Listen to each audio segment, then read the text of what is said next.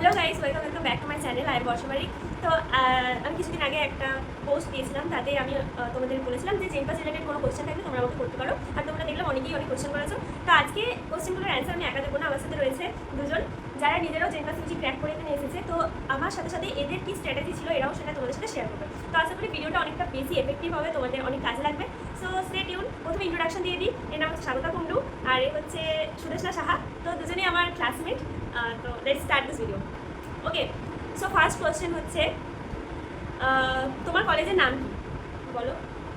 Government college of nursing, Saratchandra Chattopadhyay government medical college and hospital. তো এই কোয়েশ্চেনটার answer আমি আগে অনেকবার দিয়েছি, তাও একবার বললাম। তো নেক্সট যে কোয়েশ্চেনটা সেটা কিন্তু খুবই একটা ভালো কোয়েশ্চেন, যেটা হচ্ছে দিদি হলে গিয়ে পর কোন সাবজেক্ট দিয়ে শুরু করবো। মানে আগের ইয়ার আমি জেনপাস দিয়েছিলাম, তো রিজনিং দিয়ে শুরু করেছিলাম, তো অনেকটা টাইম লেগেছিলো, দিয়ে শেষ করতে টাইম পেলাম না। মানে বেসিক্যালি ও কোয়েশ্চেনটা করতে চাইছে যে কোন সাবজেক্টে দিয়ে আমি শুরু করলে আমি টাইম ম্যানেজমেন্টটা ভালো করে করতে পারবো, অ্যান্সারও ঠিকঠাকভাবে দিতে পারবো। তো তোর বল। জেনপাসে বায়োলজিটা অনেক বেশি নাম্বার ক্যারি করে, তাই তো? তাই বায়োলজিটাকে যদি আমরা বেশি গুরুত্ব দিই, আর বায়োলজিটা ইজিও থাকে, মানে ফিজিক্স কেমিস্ট্রি হয়তো অনেকের টাফ লাগে, কিন্তু বায়োলজিটা অনেকের ইজি থাকে, তাই জন্য ইজি টপিকটা দিয়ে শুরু করাটা বেশি ভালো হবে। তুমি করে নেবে ফিজিক্স কেমিস্ট্রি বায়োলজি, সবার আগে তোমার মেন প্রায়োরিটি থাকবে। তার মধ্যে তুমি দেখবে তোমার কোন সাবজেক্টের উপর বেশি গ্রিপ রয়েছে। যেমন বায়োলজি অনেকের ভালো লাগে, বেশিরভাগ জনের বায়োলজিটা ফার্স্টে করবে। তারপর ফিজিক্স কেমিস্ট্রির মধ্যে তোমাদের কোনটাতে স্ট্রং রয়েছে, কেমন কোশ্চেন এসছে, সেই বিবেচনা করে কেমিস্ট্রি ফার্স্টে করতে পারো, ফিজিক্স ফার্স্টে। আর যেটা মনে হবে যে অনেকটা কঠিন লাগছে সেটা একটু লাস্টে রেখে দেবে। রিজনিং যদি ইজি থাকে তো ওটা আগে করে নিতে পারো। মোটামুটি তোমার উপর ডিপেন্ড করছে তোমার কেমন প্রিপারেশন, তার উপরে তুমি পেপারে কনজিউম করবে। প্রথমেই টাফে চলে যাবে না, তখন কোশ্চেন দেখে এতটাই মাথা ঘুলিয়ে যাবে যে সহজ কোশ্চেনগুলোর আমরা অ্যান্সার দেওয়ার টাইম থাকে না। তাই ইজি থেকে স্টার্ট করো, কনফিডেন্স বিল্ড করো, তারপর লাস্টে গিয়ে টাফগুলো করবে। ওই কোশ্চেনটা যেটা পারবে না সেটার উপর তুমি ওই কোশ্চেনটার জন্য বসে থাকলে সেটা তোমার টাইমটাও নষ্ট হবে, আর তুমি সেটা না পারলে তোমার অন্য কোশ্চেনগুলো অ্যাটেন্ড করতে অসুবিধা হবে। নেক্সট কোয়েশ্চেন হলো how can I focus to study. আচ্ছা, যে কোনো এক্সামে ফোকাস তখনই আসে যখন তোমার অনেকটা বেশি তোমার থাকবে, হ্যাঁ মোটিভেশন থাকে, এটা পারবো। হ্যাঁ তোমার গোলটা যখন অনেকটা ক্লিয়ার থাকবে যে আমি এটা কেন করতে যাচ্ছি। জেনপাস দিতে চাই, কিন্তু কেন দিতে চাই? নিশ্চয়ই একটা ভালো কলেজ অ্যালোট হবে, একটা জব সিকিউরিটি থাকবে, নার্সিংয়ে যেতে ইচ্ছুক থাকো, তো সেই গোলটা কিন্তু অনেকটা স্ট্রং হয়। ফাইন্যান্সিয়ালি যদি ইন্ডিপেন্ডেন্ট হতে চায় কেউ একজন নিজে থেকে, তখন যদি স্ট্রং গোল থাকে তাহলে অটোমেটিক্যালি স্টাডিতে ফোকাস হয়ে যায়। আর হ্যাঁ এটাই, স্টাডিতে ফোকাস এভাবেই হয় যে ওয়াইটা যদি খুব স্ট্রং থাকে। Then how can I overcome mobile addiction. খুব ইম্পর্টেন্ট একটা টপিক। মোবাইল অ্যাডিকশন এমন একটা জিনিস যেটা অল এজে চলতে থাকে, তোমাদের সময় এখন চলছে। তো কীভাবে ওভারকাম করা যায়? দেখো, মোবাইল অ্যাডিকশন কমানোর পুরোপুরিভাবে আমরা বলতে পারবো না যে মোবাইল অ্যাডিকশন আমরা বন্ধ করতে পারবো, কারণ আজকালকার দিনে মোবাইল ছাড়া কিছুই হয় না। তুমি অনলাইন ক্লাস করবে, তুমি অনেক কিছু অনলাইন, হ্যাঁ অনেক কিছু অনলাইন থেকে আমরা শিখতে পারি। তো এটা তো বলতে পারি না যে মোবাইলটা আমরা পুরো সাইডে করে দিলাম। মোবাইল অ্যাডিকশন কমানো যায়, যেমন হচ্ছে তুমি মোবাইলের টাইমিং, মানে ওয়াচ টাইম প্রতিটা অ্যাপের ক্ষেত্রে আলাদা আলাদা সেট করা যায়, এরকম একটা অ্যাপ থাকে। তো ওই ডিজিটাল ওয়েলবিং সামথিং এর একটা নাম, তো ওইখানে গিয়ে তুমি অ্যাপের লিমিট, টাইম লিমিট সেট করে দিতে পারো। ইউটিউবের জন্য তোমার 1 ঘন্টা যদি থাকে, তুমি ইনস্টাগ্রাম হয়তো অনেকটাই অ্যাভয়েড করলে বা দেখলে না, তো এরকম অ্যাপ টাইমিং তোমরা সেট করে রাখতে পারো। কেউ আমরা তখন ছোটো না যে মা বাবা এসে প্রতিদিন তোমার ঘরে এসে এসে বলবে যে মোবাইল দেখিস না, মোবাইল দেখিস না, স্টাডি কর। তো নিজের মোবাইল দেখা মানে যে সেটা খারাপ হয়ে সেটাও না, মোবাইলটাকে তুমি যত ভালো কাজে লাগাতে পারো সেটা তোমার উপর নির্ভর করে, তুমি সেটা খারাপ কাজে লাগাবে। একদম। নেক্সট কোয়েশ্চেন হচ্ছে কনসিস্টেন্ট থাকার ট্রিক।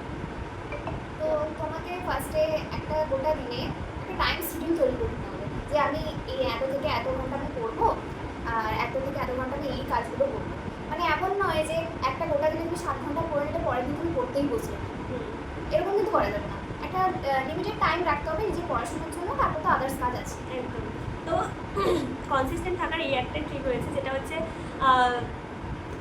মানে নিজের ক্যাপাসিটি অনুযায়ী তুমি প্রতিদিনকার টাইম লিমিট সেট করবে, কত ঘন্টা তুমি পড়তে পারো।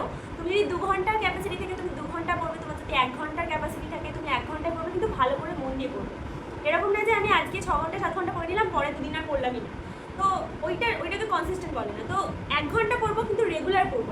1 ঘন্টা টাইমটা আমার ফিক্স থাকবে।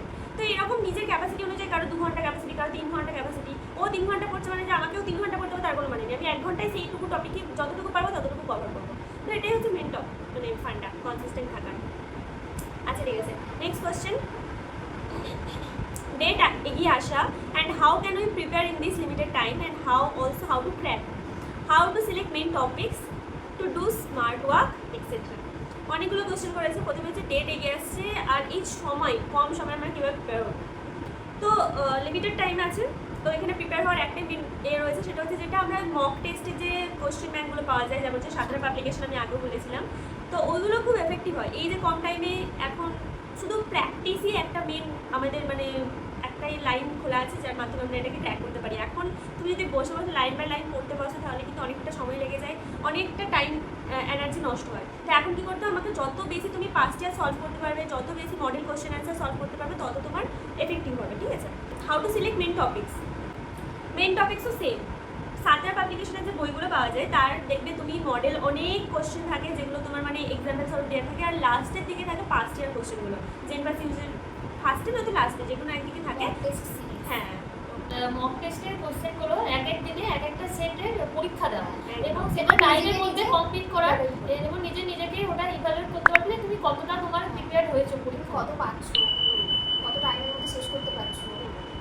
দেখতে দেখতে তুমি যদি একটা কোশ্চেন পেপার নিয়ে বসো, তোমার টাইম লিমিট তোমার বাধা থাকবে, তোমার সামনে একটা অ্যালার্ম ঘড়ি থাকবে, এর মধ্যে তুমি নিজের পেপারটা দেবে আর একটু সৎভাবে দেওয়ার চেষ্টা করবে, নিজে দিচ্ছ বাড়িতে তো একটু সৎভাবে দেওয়ার চেষ্টা করবে। দেখবে যে তুমি কতগুলো লাস্টে এভালুয়েট নিজেকে করবে, কতটা টাইমের মধ্যে শেষ করতে পারলে, কতগুলো কোশ্চেন ঠিক হয়েছে, কতগুলো কোশ্চেন ভুল হয়েছে, যেগুলো ভুল হয়েছে সেগুলোকে আবার ভালো করে রিভাইজ করে নেক্সট পরে রেখে যাবে। যত পারবে পাস্ট ইয়ার সলভ করবে, যত পারবে এই মডেল কোশ্চেনগুলো সলভ করবে।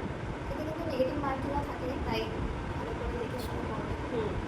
একদম, এটা যেটা খুব জানো ভালো না, ইম্পর্টেন্ট। যেটা জানো না সেটা পড়তে যেও না, যেগুলো জানো সেগুলো কনফিডেন্স সাথে কারণ পড়ো। নেগেটিভে চলে গেলে অনেকটা মার্কসের র্যাঙ্কের দিকেও পিছিয়ে যেতে পারে। একদম, যা ঠিক করেছো সেটা তোমার নাম্বার দেবে। তো নেগেটিভ মার্কিংটাও কিন্তু তোমাকে এড়িয়ে চলতে হবে, এটা খুব ভালো পয়েন্ট। আর লাস্ট হচ্ছে how to do smart work. তো স্মার্ট ওয়ার্ক তো এটাই, টাইমটা ভাগ করে নাও যে নেক্সট এক সপ্তাহের মধ্যে আমি পুরোভাবে কনসেপ্টগুলো মোটামুটি ক্লিয়ার করবো, মেন যে টপিকগুলো আছে সেই টপিকগুলো এনসিইআরটি থেকে শুরু করে তোমার 11-12-এর ভালো করে বইগুলো যদি না পড়া হয়, এখনও ঠিক অনেকটা টাইম আছে, ইউটিউব ভিডিও দেখো, নতুনভাবে কনসেপ্টগুলো ক্লিয়ার করো, তারপরে সলভ করো কোশ্চেন অ্যান্সার। ঠিক আছে, ওকে। সো নেক্সট কোয়েশ্চেন হচ্ছে জেনপাস 2025-এর কী করে ক্র্যাক করবো তার টিপস শেয়ার করো। টিপস বল। যে চ্যাপ্টারগুলো তোমাদের মনে হচ্ছে যে এগুলো আমি পারবো, আমার হয়ে গেছে, সেই চ্যাপ্টারগুলো তো পড়বেই। পাশাপাশি যে চ্যাপ্টারগুলো কিন্তু নিজে জানো যে এই চ্যাপ্টারগুলো থেকে কোয়েশ্চেন এলে আমি ঠিক করে পারবো না বা কিছু, তো ওই চ্যাপ্টারগুলোকেও একটু ফোকাস করো যাতে সমস্ত চ্যাপ্টার মোটামুটি একটু কভার হয়। বুঝতে পেরেছো? এখানে একটু ফোকাস করতে হবে নাম্বারটার ওপরে। তোমাকে প্রথমে দেখতে হবে যে কোন চ্যাপ্টার থেকে বেশি নাম্বার আসছে। হ্যাঁ, ওটাও যেমন দেখতে হবে তেমন দেখতে সাবজেক্ট, কারণ বায়োলজিতে বেশি নাম্বার থাকে, ফিজিক্স কেমিস্ট্রিতে কম নাম্বার থাকে, আবার ইংলিশ আছে, রিজনিং আছে। তো বায়োলজির ওপর তোমার পুরো ফোকাসটা থাকবে। বায়োলজিতে এরকম কোনো বাদ দেওয়া টাদ দেওয়া যাবে না, বায়োলজিতে অনেকটা ইজিও, তাহলে প্রতিটা চ্যাপ্টার মোটামুটি তোমার জন্য কনসেপ্টটা ক্লিয়ার থাকে, যে কোনো নাম্বার ছাড়া যাবে না, ওখান থেকে এরকম একটা মেন্টালিটি নিয়ে যেতে হবে। ফিজিক্স কেমিস্ট্রির ক্ষেত্রে যেহেতু এই দুটো সাবজেক্ট অনেকটাই কঠিন, অনেকের হয়তো ইজি নাও লাগতে পারে, সেক্ষেত্রে যেই চ্যাপ্টারগুলো তোমার মনে হচ্ছে খুব ইজি সেগুলো ভালো করে রিপিটেডভাবে প্র্যাকটিস করো, যেগুলো মনে হচ্ছে কঠিন ইউটিউব ভিডিও দেখো, কনসেপ্টটা জাস্ট ক্লিয়ার করো, আমরা বেরিয়ে যাবে। এখন অনেকটা টাইম জেনপাস ক্র্যাক করার জন্য 2 মাস যদি ভালো করে প্রিপারেশন নাও, ইনাফ টাইম। তো টিপস হচ্ছে এগুলো, যেটা স্ট্রং আছে সেটার উপর আরও ভালো করে বেস তৈরি করো, যেটা নেই ইংলিশে গ্রামারটা ফোকাস করো, গ্রামাটিক্যাল নলেজ থেকে কোশ্চেন। একদম, ইংলিশ তো পুরোটাই গ্রামার বেস, আর গ্রামারটা রিজনিং অন্তত একটু প্র্যাকটিস করে যেও, কারণ প্র্যাকটিস ছাড়া ওখানে চট করে নামবে না, আর ওইটুকু টাইমের মধ্যে প্র্যাকটিস ছাড়া নামবে না। একদম। তো রিজনিংটা হচ্ছে পুরো প্র্যাকটিসের উপর, রিজনিং খুব ইজি, তোমরা যদি প্র্যাকটিস মোটামুটি করে যাও, 2-3টে অনেকগুলো যদি সলভ করে যাও, ওই যে ইয়ারগুলো যেগুলো থাকে, খুব ইজি রিজনিং পেয়ে যাবে। ওখানে গিয়ে ট্রিক্স জানলেই তোমরা ওটাকে একদম চালু লাগবে। প্র্যাকটিস করতে করতে মানে একটা আইডিয়া চলে আসে যে Idea চলে আসে। এটা কে কোথায় যেতে পারে, এটা কোথায় যেতে পারে। তো এই রিজনিংটা খুব মজাদার আর খুব ভালো, ওখান থেকে স্কোরিং একটা সাবজেক্ট রিজনিং। তো টিপস হচ্ছে এটাই। লাস্ট কোয়েশ্চেন হচ্ছে দিদি তুমি একটু আফটার কাউন্সিলিং প্রসেসটা শেয়ার করো, মানে কলেজ অ্যালট হওয়ার পর অ্যাডমিশনের আগে কলেজ কতবার ভিজিট করতে হয় অ্যান্ড অল। জানি না বোঝাতে পারলাম কি না, বাট চেষ্টা করো অ্যান্সার দেওয়ার। তো কোয়েশ্চেনটা অ্যান্সার হলো ফার্স্ট তোমার সিট অ্যালটমেন্ট যে রেজাল্ট বেরোবে সেখানে তোমার একটা কলেজের নাম বেরোবে, তো তুমি যে কলেজে পেলে সেই কলেজে তোমাকে অবশ্যই ভিজিট করতে হবে। তো তুমি ওখানে গিয়ে প্রথম তোমার ডকুমেন্টস সব কিছু সাবমিট করতে হবে, এবং তোমার যদি ওই কলেজটা না পছন্দ হয় তাহলে তুমি ওখানে আপগ্রেডেশন করে নেবে সেকেন্ড কাউন্সিলিংয়ের জন্য। আর তোমার যদি পছন্দ থাকে যে আমার এটা ভালো লেগেছে আমি এই কলেজেই পড়বো, তাহলে তুমি ওই কলেজেই তোমাকে অ্যাডমিশন ওখানে নিয়ে নিতে হবে। আর যদি তোমার না ভালো লাগে তাহলে তুমি আপগ্রেডেশন করবে সেকেন্ড কাউন্সিলিংয়ের জন্য। তো সেকেন্ড কাউন্সিলিংয়ে যেমনভাবে ফার্স্ট কাউন্সিলিং চয়েস ফিলিং করো কলেজগুলো, সেইভাবে আবার সেকেন্ড কাউন্সিলিংয়ের জন্য চয়েস ফিলিং করবে। তো এইভাবেই সেকেন্ড কাউন্সিলিংয়ে কিন্তু তোমাকে অবশ্যই ভর্তি নিতে হবে, মানে কি বলে হ্যাঁ অ্যাডমিশন admission নিতে হবে, নিতে হবে, নাহলে তোমার নয়তো কলেজ চলে সিটটা যাবে। চলে যাবে। প্রথমে তোমার একটা মানে কাউন্সেলিং প্রসেস স্টার্ট হয় হচ্ছে একটা তোমার ফার্স্ট রাউন্ডের যে রেজাল্টটা বেরোয় সেখানে তোমার একটা কলেজ পাবে, সেই কলেজটাতে তোমাকে গিয়ে তুমি যদি পছন্দের মতো কলেজ পেয়ে যাও তোমার অ্যালোকেটেড কলেজ অনুযায়ী, তাহলে তুমি সেখানে ভর্তি হয়ে যাবে। যদি মনে হয় এর থেকে ভালো কলেজ পেতে পারো তাহলে আবার আপগ্রেড করতে হয় আমাদেরকে। তো আপগ্রেডের জন্য প্রথমবারে তোমাকে ওই কলেজ মানে যে কলেজটা অ্যালোকেট হয় সেইখানে গিয়ে তোমাকে ডকুমেন্ট ভেরিফিকেশন করতে হয়। ডকুমেন্ট ভেরিফিকেশন আর সমস্ত কিছু করার জন্য একদিন গেলেই হয়ে যায়, কোনো কোনো ক্ষেত্রে দুদিন যেতে হতে পারে। তুমি যদি সব ডকুমেন্টস সেদিনে না নিয়ে যেতে পারো তাহলে তোমাকে আরো একদিন যেতে হবে, যদি সেদিনই সব কিছু নিয়ে যাও তাহলে তোমাকে আর যেতে যাওয়ার প্রয়োজন হবে না। আর মেডিকেল মেডিকেল ফিট সার্টিফিকেট অবশ্যই নিয়ে যাবে, সেই দিনই নিয়ে যাবে। তো ওই দিনকে ওরকম আপগ্রেড যদি করার থাকে তো আপগ্রেড করে আসবে সেকেন্ড রাউন্ডে, তারপরে তুমি আবার প্রথম রাউন্ডের মতো কলেজ ফিলিং করবে, সেখান থেকে তোমার আবার কলেজ অ্যালার্ট হবে। সেকেন্ড রাউন্ডে যেমন বললো যে কলেজটা তোমাকে অ্যাডমিশন নিতেই হবে, কারণ সেকেন্ড রাউন্ডে যদি তুমি কলেজটা ছেড়ে দাও তাহলে তোমার আবার সেই মপ আপের জন্য তোমাকে ওয়েট করতে হবে, সেখানে যদি তুমি কলেজ পাও তাহলে পাবে না, তো গেল পুরো কলেজ, তো ওখানে তোমাকে ভর্তি হয়ে যেতে হবে ব্যাস। আর তারপরে মপ আপ হয় আর ওটা কি স্পট কাউন্সিলিং। শর্ট কাউন্সিলিং সবার হয় না এখন, যেমন হচ্ছে না, আমাদের টাইমে হয়েছিল।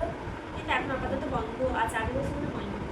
তো এটাই, এই হচ্ছে প্রসেস। আরও অনেক ডিটেলস আছে, তো তোমরা আপাতত এক্সামটা দাও, তারপরে যখন স্পটের সময় আসবে তখন আমরা মানে স্পটে বলি কাউন্সিলিং যখন সময় আসবে তখন আমরা আবার একটা ভিডিও আনবো যে কাউন্সিলিং প্রসেস ডিটেল ভিডিও। তো আজকে ভিডিওটা এত দূরই, ভিডিওটা আর তেমন কোনো কোশ্চেন নেই।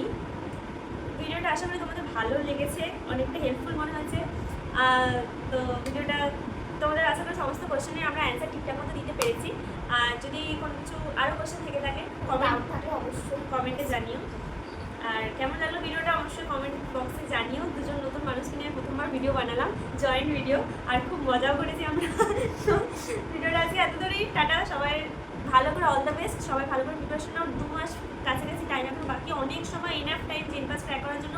টেনশন একেবারে নিও না। একদম না, আর জেন পাস অতটাও টাফ না, নিটের মতো অতটাও হার্ড অ্যান্ড টাফ না, যেটা তোমার অনেক আর অবশ্যই যেদিন পরীক্ষা দিতে যাবে তার আগের দিন রাত্রে ভালো করে ঘুমিও, একদম এটা হচ্ছে রিল্যাক্স মাইন্ডে রিল্যাক্সে থাকবে, নাহলে সেদিন পরীক্ষা হওয়ার আগে কিছু মনে পড়বে না। ভালো করে খাওয়া দাওয়া করো, ভালো করে ঘুম দরকার পর্যাপ্ত পরিমাণে, ওয়াচ আবার ফোনের যতটা পারো কম করো। হ্যাঁ, তো 1.5-2 মাস বাকি, ভালো করে একটু প্রিপারেশন নিও, হয়ে যাবে। স্ট্রেস ফিল হলে একটু মেডিটেশন রিল্যাক্সেশন টেকনিক যেগুলো হয়, অনেকে মেডিটেশন করে, অনেকে গান শুনে রিল্যাক্স হয়, অনেকে মায়ের সাথে কথা বলে রিল্যাক্স হয়, তো সেগুলো মেনটেন করতে হবে, সবটাই করতে হবে, হয়ে যাবে। অনেক টাইম বাকি, ভালো হবে সবার পরীক্ষা। All the very best, tata, দেখা হচ্ছে নেক্সট ভিডিওতে। হ্যালো এভরিওয়ান, এই আমি মাইক এনেছিলাম আর বাইরে প্রথম হচ্ছে যে তোমরা চেষ্টা আগে করে নেওয়া হয়েছে, তারপর ইংলিশ, তারপর শেষে লিসনিং। কেন সরে যাচ্ছিস কেন? আয় না, লিসেন করো। বল বল কিছু একটা স্টাডি রিলেটেড না জিনিস এরকম কম কনজিউম করা কম করো, ইনস্টাগ্রাম থেকে একটু দূরে থাকো। আর ডেট তো মানে ডেট আর বেশি স্ট্রেস ফিল হলে একটু মেডিটেশন করো। হ্যাঁ, একটু ভালো বলেন, কাটো।